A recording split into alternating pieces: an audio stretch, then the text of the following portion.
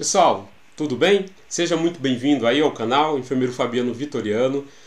Estou voltando ao formato que eu iniciei o canal. Eu iniciei o canal com o formato de videoaulas e o pessoal tem me pedido muito, principalmente no direct do Instagram. E hoje a nossa videoaula vai ser sobre tromboembolismo pulmonar. Se você não é inscrito aqui no canal, já se inscreva no canal, deixe o seu like e compartilhe esse vídeo com mais pessoas. Esse vídeo ele é direcionado principalmente para o público leigo e também para profissionais de saúde. Tem muita gente aí que tem muita curiosidade. Você que é aluno de enfermagem, aluno de medicina, fisioterapia, da área da saúde, esse vídeo vai ser muito bom para agregar o seu conhecimento, tá bom? Gostaria muito, você que vai ficar até o final desse vídeo, deixar escrito embaixo no comentário: eu fiquei até o final. Pessoal, é o seguinte, vamos falar então hoje sobre tromboembolismo pulmonar. O que vem a ser o tromboembolismo pulmonar? Primeira coisa, nós precisamos entender essa condição clínica, que é uma condição clínica que nós consideramos grave. O tromboembolismo pulmonar, a sigla dele é TEP, T-E-P, TEP, tromboembolismo pulmonar. É uma condição médica grave que ocorre quando um coágulo sanguíneo se desloca dos membros inferiores ou do coração para os pulmões, obstruindo o fluxo sanguíneo. O tromboembolismo pulmonar ele pode ser fatal, portanto, é importante reconhecer os sintomas e procurar o atendimento médico imediatamente. E nós sabemos que nós temos alguns tipos de tromboembolismo pulmonar. Nós temos a embolia, que ela pode ser causada de forma gasosa, nós temos a embolia amniótica e nós temos também a embolia por coágulo e nós temos também a embolia gordurosa. Então nós temos 4 tipos de embolia: gasosa, amniótica, gordurosa e o trombo aí que você já conhece, tromboembolismo pulmonar, o coágulo de sangue que se deslocou e obstruiu a artéria pulmonar, causando assim o dano ao paciente. Pessoal, o seguinte, deixa eu só passar aqui. A definição e a causa do tromboembolismo pulmonar é muito importante nós salientarmos o que? O tromboembolismo pulmonar ele é uma condição grave que ocorre quando um coágulo de sangue, chamado trombo, se desprende de um vaso sanguíneo e geralmente nas pernas ou nos pulmões e viaja para as artérias pulmonares, obstruindo o fluxo sanguíneo para os pulmões. Essa, na verdade, é a fisiopatologia. O trombo ele se desloca da parede do vaso e ele vai caminhando pela circulação sanguínea até chegar na artéria pulmonar e obstruir. E aí vai estar evitando que o paciente faça aquilo que nós chamamos de hematose, a troca gasosa de forma adequada. E quais são as causas do tromboembolismo pulmonar? Nós temos algumas causas muito importantes. Nós temos a trombose venosa profunda, que nós chamamos de TVP, trombose venosa profunda. Nós temos também cirurgia recente. O paciente ele pode ser acometido por tromboembolismo pulmonar após uma cirurgia recente.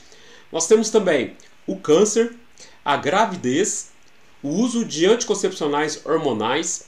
Nós sabemos que os anticoncepcionais eles têm uma carga muito grande hormonal. Isso pode causar aí também o tromboembolismo pulmonar. A mulher que não faz uma pausa no uso de anticoncepcionais orais, é muito importante realizar isso. E também a pessoa ficar imóvel por um longo período. Por exemplo, viagens longas. Isso aí é uma causa também de tromboembolismo pulmonar. Os fatores de risco para desenvolver o tromboembolismo pulmonar, então, é o que? Viagens longas, né? Pessoas que viajam períodos longos aí, é muito importante a pessoa que viaja em períodos longos tomar alguns cuidados, porque pode desenvolver o tromboembolismo pulmonar. Períodos prolongados de inatividade, como em viagens aéreas de longa duração, aumenta o risco de coágulo sanguíneo. Também viagens de veículo automotor. Gravidez, né? A gravidez aumenta o risco de tromboembolismo pulmonar devido às mudanças hormonais e ao aumento do volume sanguíneo. E também, devido a essas mudanças hormonais, a paciente ela começa a ganhar peso, ela pode também apresentar edema de membros inferiores, então isso acaba acarretando aí o risco também de embolia.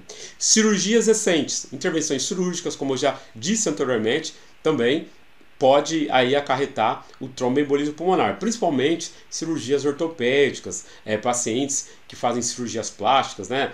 Como um exemplo aí, lipoaspiração, corre grandes riscos. Então precisa tomar todo o cuidado possível aí. A imobilidade prolongada, paciente que sofreu algum trauma, fraturou alguma perna, né, e ficou por algum tempo imóvel, aquele membro imóvel, isso também pode acarretar no tromboembolismo pulmonar, inatividade por longo período, tá bom? Nós temos ainda os sintomas do tromboembolismo pulmonar. Quais são os sintomas? O principal sintoma característico da TEP é o que? A falta de ar. O paciente ele sente falta de ar a pequenos esforços físicos.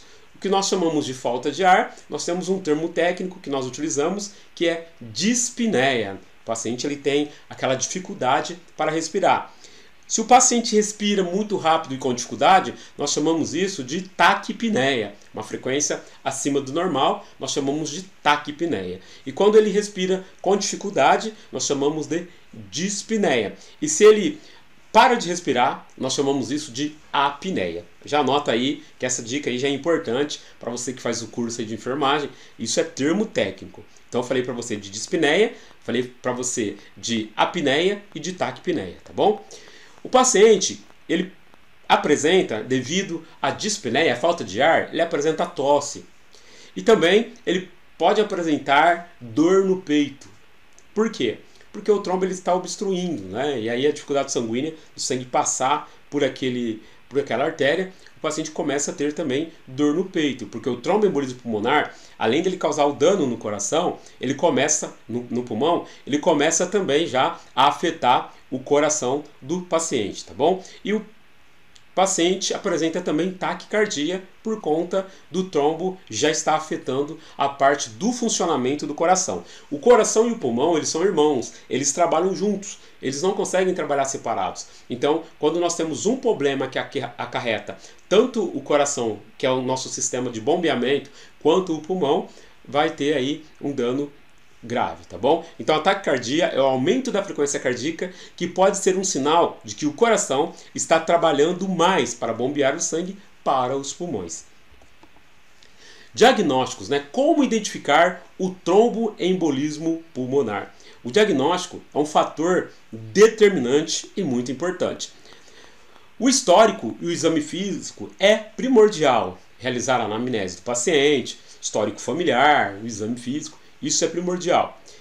Eletrocardiograma. No eletrocardiograma é muito importante o médico solicitar um eletrocardiograma de 12 derivações. Tá? 12 derivações. O ECG ele pode detectar alterações no ritmo cardíaco e sinais de danos ao músculo cardíaco. O tromboembolismo pulmonar pode afetar o funcionamento do coração, como eu disse para vocês anteriormente.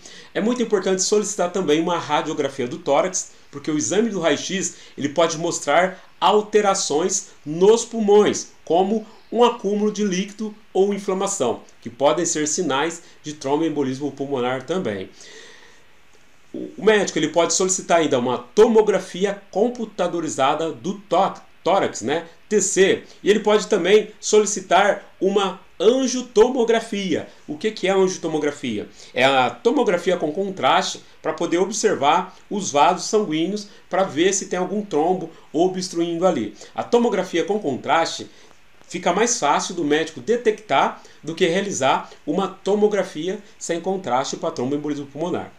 Ultrassonografia e Doppler, né? A ultrassonografia, o Doppler, ele vai permitir o médico avaliar o fluxo sanguíneo nas pernas, ajudando a identificar coágulos sanguíneos nas veias profundas. E também o exame de sangue. Os exames de sangue eles podem detectar marcadores inflamatórios, indicadores de dano aos pulmões e alteração na coagulação sanguínea que pode auxiliar no diagnóstico. E dentre esses exames de sangue aí, nós temos a gasometria arterial. É muito importante que o paciente com suspeita de TEP, de tromboembolismo pulmonar, que colha dele uma gasometria arterial, tá bom?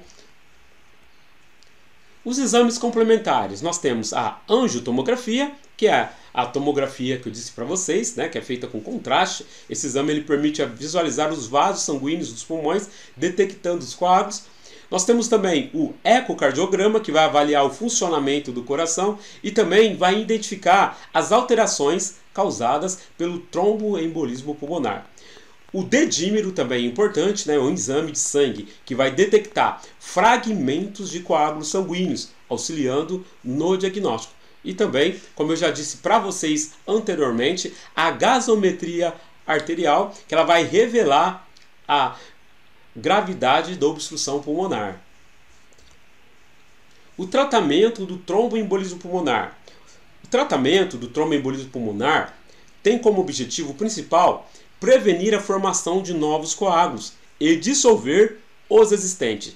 As estratégias de tratamento elas variam de acordo com a gravidade de condição e os sintomas do paciente e a presença de outros fatores de risco. Nós temos como tratamento medicamentoso os anticoagulantes, que são essenciais para prevenir a formação de novos coágulos. Quando nós falamos de anticoagulante, nós estamos falando aí de heparina, enoxaparina. Esses são os anticoagulantes. Anticoagulante e trombolítico, gente, não é a mesma coisa. Embora pareça ser a mesma coisa, não é. Anticoagulante, eu estou falando da heparina, eu estou falando da enoxaparina, tá bom? Agora, quando eu estou falando de trombolíticos, medicamentos como trombolíticos, né? Os trombolíticos, eles fazem o quê? Eles vão dissolver o coágulo existente nos casos graves. Trombolítico, nós temos o Actilise, nós temos o Metalise, são exemplos aí de trombolíticos.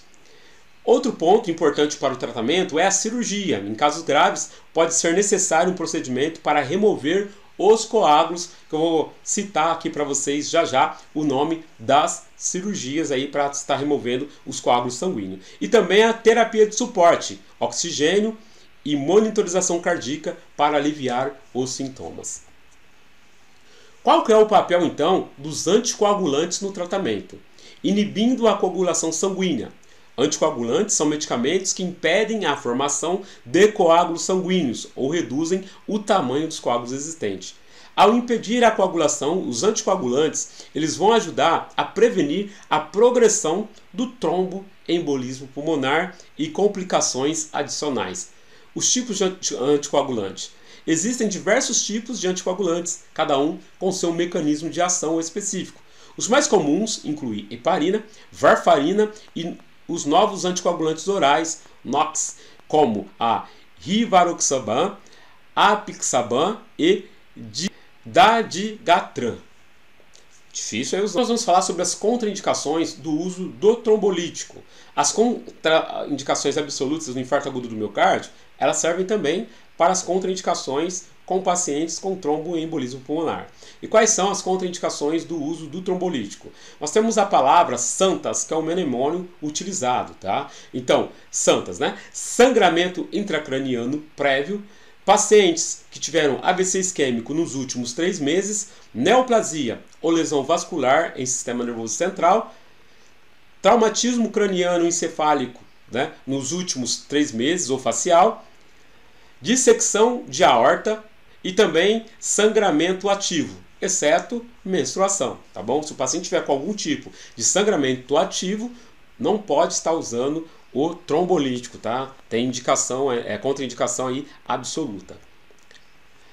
As cirurgias para a opção em casos graves da remoção do trombo. Nós temos a embolectomia. Aqui nós temos uma imagem mostrando como que é feito a embolectomia. Procedimento cirúrgico para remover o coágulo do vaso sanguíneo necessário em casos graves de tromboembolismo pulmonar. E nós temos também a valvuloplastia, que é um procedimento cirúrgico para reparar as válvulas do coração, prevenindo sim a formação de novos trombos no coração, né, para que esses trombos não se desloquem até a artéria pulmonar. Então aqui nós temos um exemplo, né, mostrando a valvuloplastia. Nós temos o balão aqui passando, né, entre a válvula mitral, beleza? Gente, aqui nós temos agora, chegando já quase no finalzinho da aula. Se você está aqui até agora e ainda não deixou o seu like, por favor, deixe o seu like e compartilhe esse vídeo com mais pessoas. Prevenção do tromboembolismo pulmonar. Como prevenir? O paciente ele precisa realizar mobilidade, hidratação, medicamentos também para prevenir e também tratamento. Qual mobilidade? É manter-se ativo, caminhando ou movimentando as pernas com frequência, ajuda a prevenir formação de coágulo nas pernas. Então a atividade física é muito bom. A hidratação, beber bastante água, previne o sangue de engrossar, né, ficar aquele sangue viscoso e diminui o risco de formação de coágulo. Medicamentos, em alguns casos o médico ele pode prescrever medicamentos para prevenir a formação de coágulos como anticoagulantes, principalmente para pacientes que já têm predisposição ou histórico, né? Ele vai acabar tomando anticoagulante aí para o resto da vida. E também tratamento após a cirurgia ou períodos de imobilidade. É importante seguir o tratamento recomendado pelo médico, incluindo o uso de meias de compressão. Cuidados a serem tomados após o tratamento. Repouso e descanso, né? O corpo da gente precisa descansar e se recuperar. Medicação regular, seguir as instruções médicas para o tratamento prescrito, monitoramento contínuo, né, agendar consultas de rotina aí, estar realizando exames, e estilo de vida saudável, alimentação saudável, né, dieta saudável, né, evitar alimentos gordurosos, tá bom? E fazer também atividade física. O monitoramento e acompanhamento a longo prazo. O acompanhamento médico após o tratamento de tromboembolismo pulmonar é crucial para garantir a saúde do paciente. Exames periódicos, exame de sangue, de imagem, para avaliar a eficácia do tratamento e a saúde do coração também e dos pulmões. Realização do risco, identificar fatores de riscos persistentes e adotar medidas preventivas. E também mudança no estilo de vida. Adotar hábitos saudáveis como dieta equilibrada, exercícios físicos regulares e evitar também o fumo. Complicações e prognósticos do tromboembolismo pulmonar. Então, o tromboembolismo pulmonar, uma das complicações aí que nós temos é a insuficiência cardíaca. O tromboembolismo pulmonar, ele pode sobrecarregar o coração, levando à insuficiência cardíaca. Hipertensão pulmonar, obstrução dos vasos sanguíneos nos pulmões, pode causar pressão alta nas artérias pulmonares. Por isso que é muito importante lá o uso daquele procedimento que nós falamos lá atrás, aqui ó, esse procedimento que eu falei aqui atrás, chamado valvuloplastia, né? Vai colocar o balão e ele consegue também estar vendo como que está a parte da hipertensão pulmonar. Danos cerebrais, em casos graves, a falta de oxigênio no cérebro pode causar danos neurológicos por hipóxia e também o risco de morte. O tromboembolismo pulmonar é uma condição grave que pode ser fatal se não tratada adequadamente. E o impacto na vida do paciente.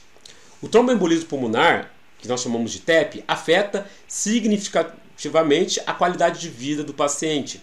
Doenças respiratórias crônicas como DPOC e asma podem piorar o TEP. O que é DPOC? Doença pulmonar obstrutiva crônica.